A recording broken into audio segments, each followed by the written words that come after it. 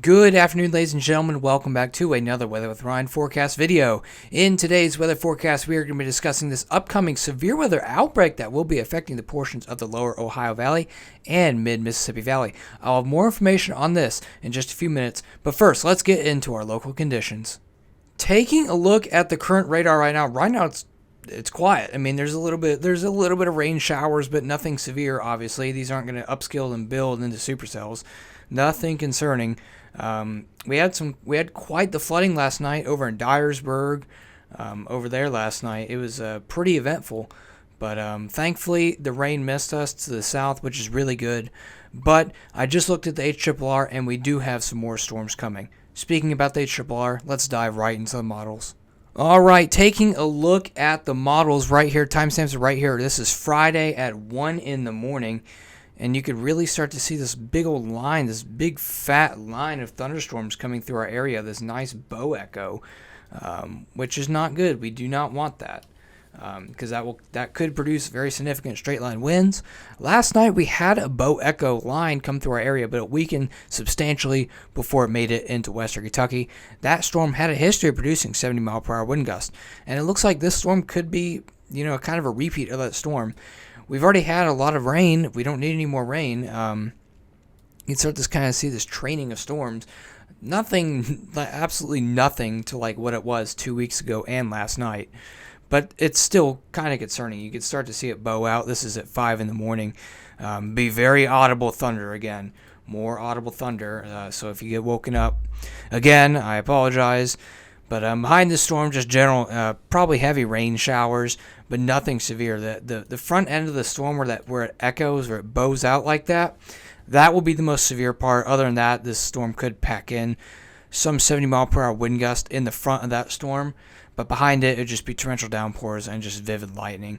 And that all clears out by around 10 or 11 in the morning tomorrow. What I'm more concerned about, though, is a day 4 SPC outlook. I know this is not for our area.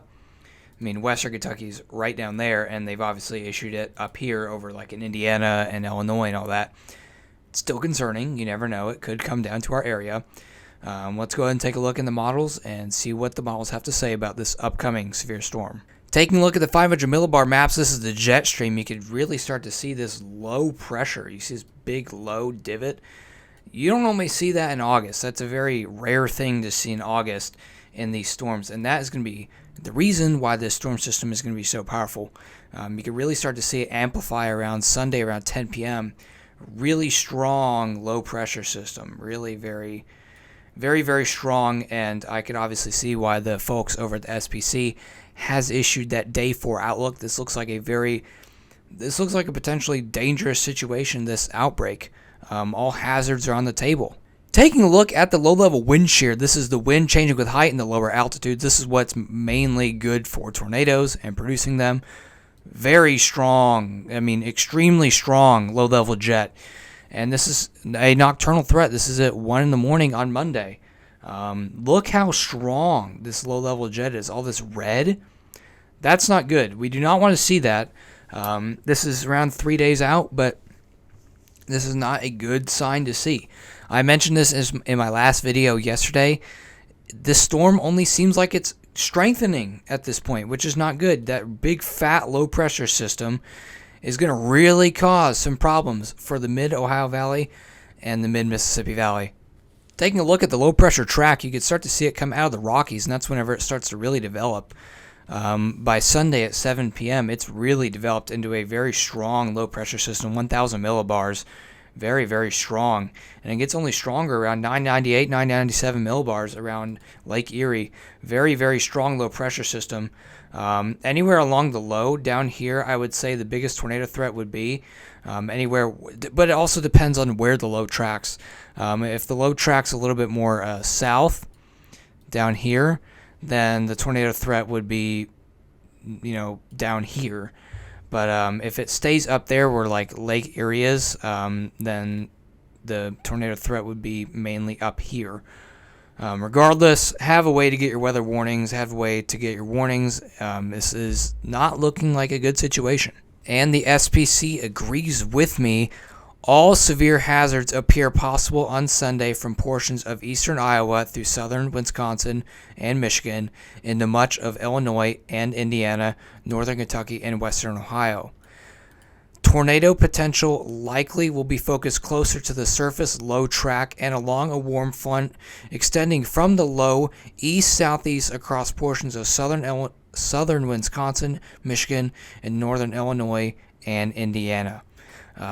As I said before, this is quite the dangerous storm system. You don't normally see storm systems like this. I mean, that is a extremely strong low pressure system moving through the upper portions of the Ohio Valley. Very, very strong. Taking a look at Cape values, I mean, I don't even know why we're looking at Cape values. Very strong Cape values. Cape values in excess of 3,000, almost up to 4,000 joules per kilogram. No question for Cape. There is sufficient instability in the air for severe storms and lift for these storms. That about covers it for this short little weather forecast. I just wanted to give you guys a quick little weather update on this upcoming major storm system moving through the upper portions of the Ohio Valley. Make sure to tune into Weather with Ryan and make sure to hit the subscribe button and turn the notification bell to stay in the loop for any severe weather updates. I will see you guys in the next video.